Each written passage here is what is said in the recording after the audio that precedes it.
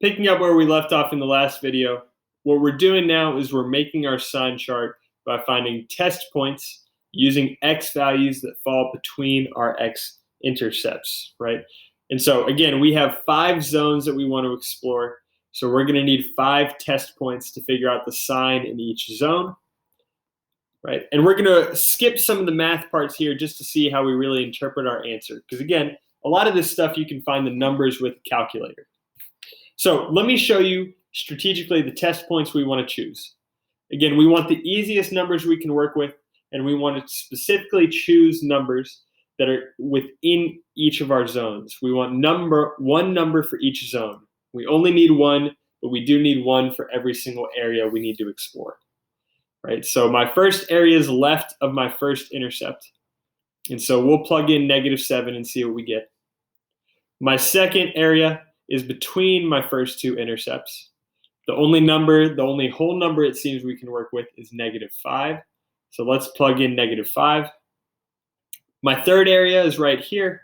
And I'm going to, again, choose the smallest and easiest number to work with, which in this case is -2. Move one over. What's the smallest and easiest number to work with? We can plug in 0. And notice that this is also going to be useful because this will also tell us the y-intercept of the function, which is a fact that you'll need in the next problem, right? But in any case, we get that. Now we've got one last zone to explore. Let's keep it simple. Smallest number we can work with here is 3. Now, if we plug each of these numbers into our function equation separately, here are the answers that we would get, right? So f of -7 is equal to 324.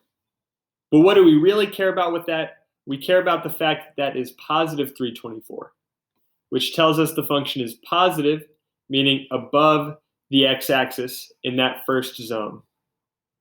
My second answer, when I plug in -5, is -56.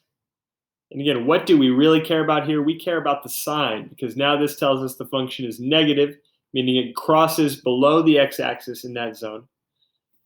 Next, what do we have, right? F of -2 is positive 64.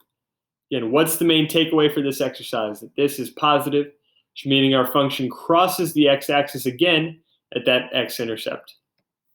Keep going, and what do we find? F of 0 is -96, meaning our function crosses the x-axis once again, goes below it, and we have a y-intercept as well, which we can use in the next problem, right? And then lastly, what do we have? F of 3 is going to be positive 504, right? So in this particular example, which is not going to be the case in every example, positive, that's positive, not negative. So this example, unlike, it's not going to be something you find every example, but in this case, we get a sign change between each zone, right? That's cool. That makes sense, especially if you think about the multiplicity of each of our roots. So remember, sign charts can often be made simpler if you remember our rules for multiplicity, right? Specifically, that every odd multiplicity root leads to a cross of the x-axis, and every even multiplicity root leads to a bounce off the x-axis, right? Each of our factors here appears exactly one time, meaning that all of these roots from these factors are going to have an odd multiplicity, which means our function should cross the x-axis at each intercept, which the signs tell us is exactly what happens, right?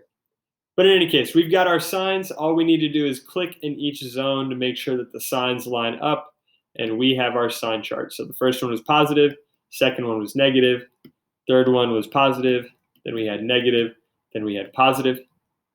Again, you should also imagine a little bit what this function looks like, right? So if it's positive on the left zone, it starts above the x-axis, crosses below, turns to come back to its next x-intercept, crosses to go above, turns to come back to the next x-intercept, crosses below, turns, crosses one last time, and we get this cool little W-shaped polynomial, right? Again, what's a sign chart? It is just a tool to help us visualize the graph of the function.